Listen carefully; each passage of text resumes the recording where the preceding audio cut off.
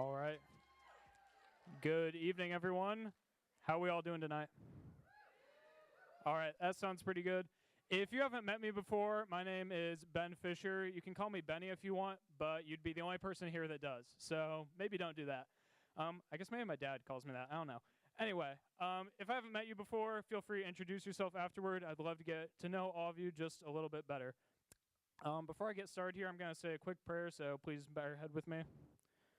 Dear God, I just thank you for bringing everyone here tonight. I pray that you will give me guidance and strength as I deliver my testimony, and that the words I speak are filled with your grace and love. Help me to speak clearly so that others are encouraged by the way you work in our lives, and I thank you for this opportunity to speak. And it's in your name that I pray. Amen. All right. So, starting off, beginning of my life, I was born to a great family, 2 loving parents, and a wonderful older sister that some of you might be familiar with. Shout out. I was baptized when I was 1 or 2 years old. I don't remember, obviously.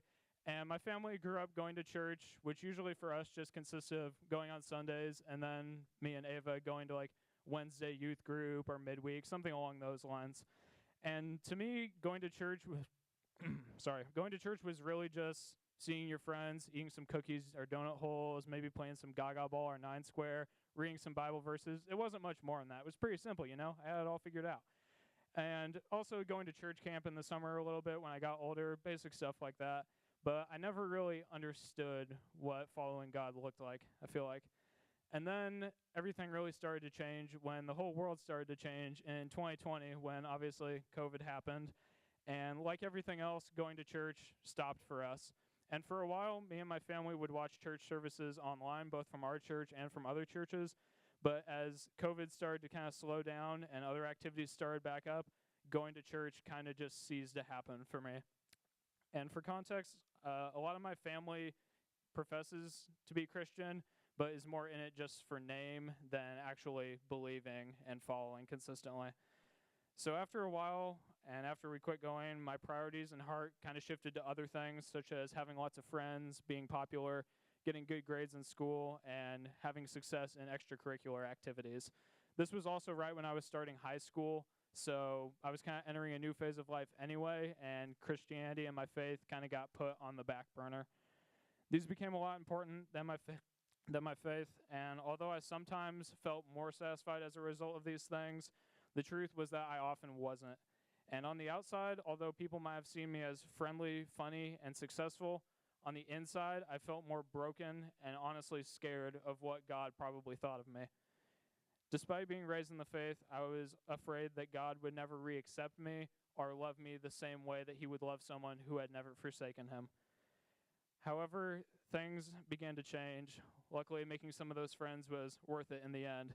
I confided in them. God gave me the strength to do that, and they encouraged me to come to church with them. Although I initially feared being judged by God himself or other Christians, I started going with them to services. And despite having sinned and turned my back to God on numerous occasions, he welcomed me with open arms. I found myself enlightened by the verse 1 Peter 5:7, which reads, "Cast all your anxieties on him because he cares for you." By remembering and reading this verse, it allowed me to realize that God had still been caring for me all along, even when I hadn't cared about him. Because of his love and the amazing opportunity that we as Christians get to serve him, I found myself less stressed and feeling more fulfilled at the end of every day. As I finished high school, I was intrigued by the idea of joining a campus ministry during college, which led me to look into and join CF. Since coming to Stonebrook, my faith has only grown, in large part to the amazing community created by CF, so I thank you all for that.